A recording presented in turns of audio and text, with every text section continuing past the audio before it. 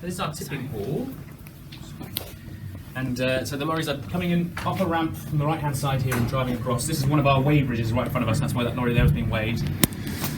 It's about 17 tonnes. So they'll come in from this side. They'll get weighed before and after they tip their rubbish. We'll take the difference and so we'll work out how much they've tipped. And that's because their councils have to pay. So this is all run by a local authority, not one council. And each of your councils will pay for every tonne they tip. As well as all the sort of environmental benefits of recycling as well. It also saves quite a lot of money for the council because they'll have to pay about £142 at the moment. It fluctuates quite a lot, but £140 per tonne of general waste that gets tipped down there. But they'll only have to pay about £27 per tonne of recycling gets tipped down there. So it's a saving of about £115, a bit more per tonne. And we're getting thousands of, like about 1,000 tonnes of general waste a day, 350 tonnes of recycling. So very quickly it can be a big saving. Which is quite tricky to, they don't use that very much to incentivise people, I think because it's not your money they're saving. So you'll eventually see that, but it's quite hard to use that as an incentive. So that's why they're being weighed here. So as I said, all the general waste being tipped down those holes on the opposite side, and that's just being, there's a bit of a drop there into a compacting machine, which just squish it all together and put it straight in those yellow containers. And as I said, because we're getting so much, about 1,000 tonnes, there's not any sorting process to the general waste at all. Some people think if any recycling gets in there, can it be recovered? But it just goes straight in, there's no sorting, straight into those containers, straight to the incinerator. The only thing that can get sorted later is the ferrous metals, the magnetic ones like steel cans and things.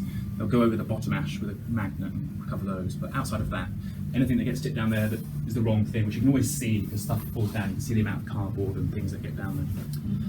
Someone told me recently the worst one for not being gathered and much is plastic bottles at the moment, which is less than half the plastic bottles end up in recycling. Most end up on that side. That's the one which we're really trying to reverse. Is it because of the amount of waste that comes through that it's harder to clean in here? Yeah, we can't clean here because we collect everything together. Exactly, it's quite part of the problem. So obviously outside of London you'll see the different bins, and that system works a lot better. Because London's always lower recycle rates than the rest of the country. It's harder because we're built up city, so we cover like House and Fulham, so big built up areas, and that's why we have the one bag system. So we have so many blocks of flats, you just couldn't have 3 bins, it just wouldn't work. So it's easier to recycle here because we've got the one bag, but it means we have to sort through everything, and that process is harder. So that's why the recycling rate in London is around 35% as opposed to the rest of the country, which is 50 higher sometimes. Parts of Wales and Scotland are knocking on 60. So yeah, it is something that's more of a problem here than it is. So if you collect all your plastic separately in one box, then actually if it's a little bit dirty, it doesn't matter because they're all going to be sterilised straight away anyway. It's more that it will get on the paper here and it will get on the other things. Okay, I got you. Wonderful. Well, as I said, we're going to focus on the recycling, which is getting tipped around the corner. So we'll go next door to our education room, which again very geared towards primary school.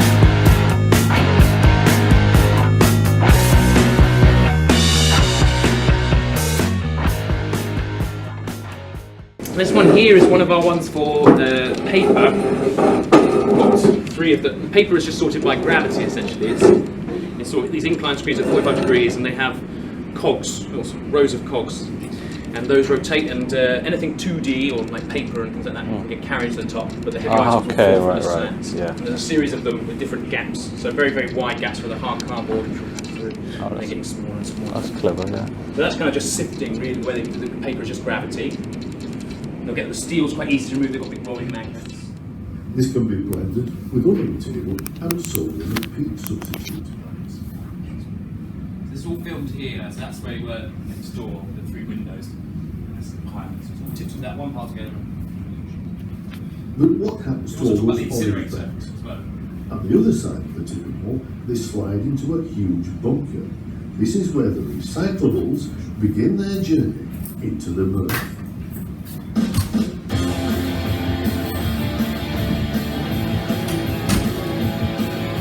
The materials in orange bags are of course still mixed together, and so before they can be sent for recycling into new products, they need separating. The bags are mechanically split open, and the contents are sorted into different categories using a variety of human and automated systems on a roller coaster journey on the appliance of science.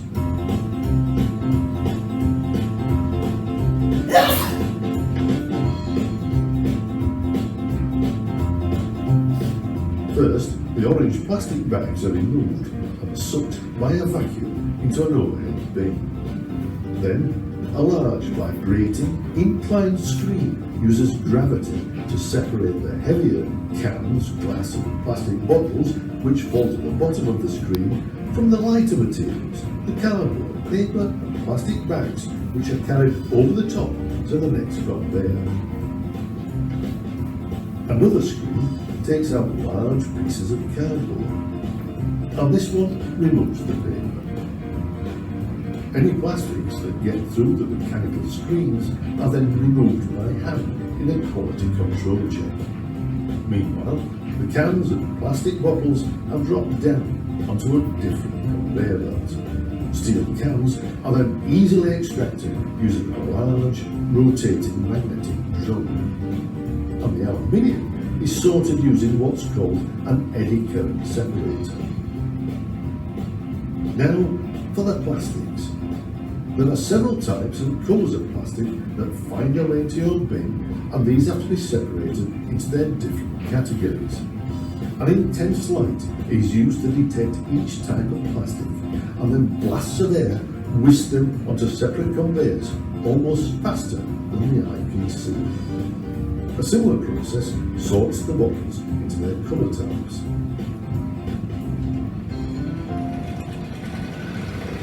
The sorted materials are then baled and stacked, ready for transport. From here, the materials can then be sent for processing. This is where recycling really begins. For example, the paper will be pulped and processed into new paper. The cardboard will be turned into new cardboard products. The metals will go back into industry.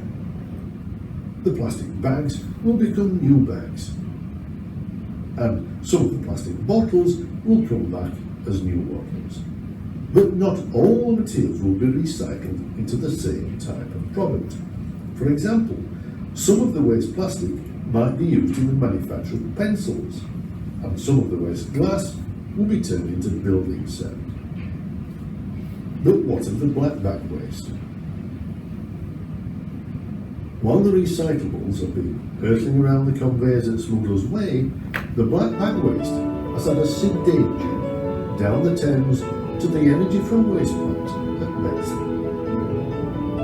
Using the river for the distribution of waste by barge is a far more sustainable means of transport, saving 100,000 lorry trips a year, reducing congestion on the roads, and cutting local air pollution and greenhouse gas emissions.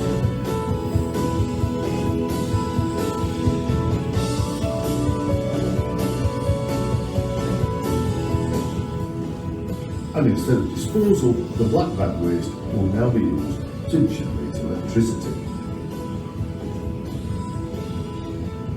The plant at Bexley resembles a vast James Bond set for its sheer scale, automation and technology. The black bags are mixed using a giant crane. Each grabful is equal to the contents of one of those yellow containers.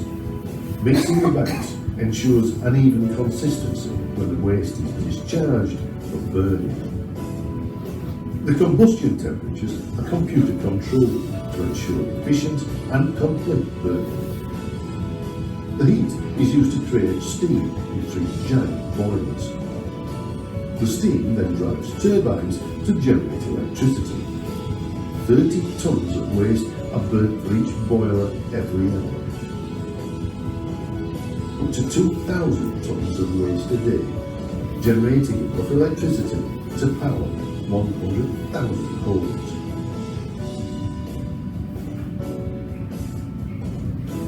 A series of sophisticated filters cleans exhaust gases to prevent any air pollution. Even the ash that remains is put to good use and is recycled into aggregates for road building. Generating electricity in this way is just another example of how we can find the wealth hidden in waste and turn it from being an environmental problem into a social benefit.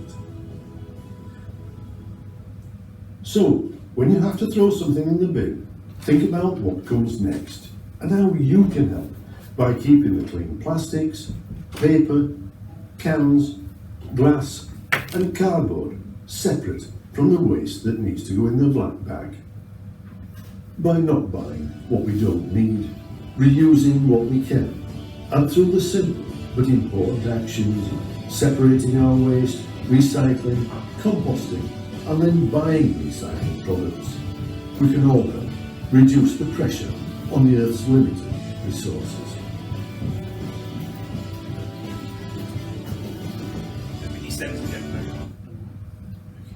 So, that's where we're going to, we're going to go to next, the machine. Does anyone have any questions though, just generally?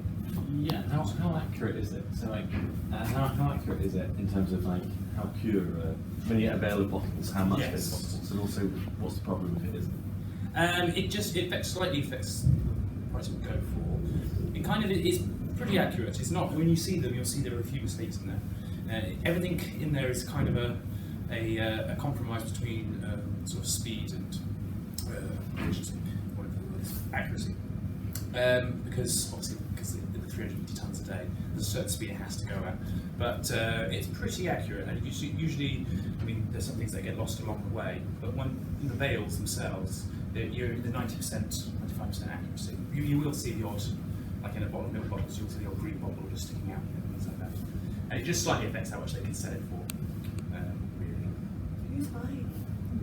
Different places, so different materials go different places. So the paper will stay quite local, because there's quite a lot of paper mills around this area. But things like the metal might stay here, but plastic will often leave the country because we don't really have plastic infrastructure. So a lot of that, what happens there is those big, you know, the big, huge mega boats that come over from China with all the containers of iPhones and toys and things. Well, once they've unloaded all of those things, they used to be just sending those back. So what now happens is they get filled up again with our old plastic, and they go and return it. Glass is not valuable at all here. Glass suffers the most. It's when you see our glass pile, I point it out, it's really, really contaminated. Things like shredded paper, and just anything little ends up in the glass pile as well. And so glass collected together is really, really hard. That's the one that really suffers. So that would be the one that we'd ideally take separately, but again, it's much easier. But that's, most of our glass end up being bottles. It's more buildings and things like that. But the most we get is paper. We get about 50% paper, which is about £9 a tonne. And So the reason you're not supposed to shred it is because it falls through the cracks? Not a mixture of because reasons. shredded. Also, well, a couple of reasons. One, it just billows everywhere, like I said, and it's hard to collect. And also, paper, unlike sort of, so metal and glass can be recycled in a amount of time, so they don't lose strength when they get recycled. But paper is one of the ones that does. So the fibres that make it get shorter and shorter, and harder to bind together. So when you shred it, you cut it right down to the end of that process. So it wouldn't really be able to be made into it. Maybe tissue paper at push, but it'd still be quite hard anyway.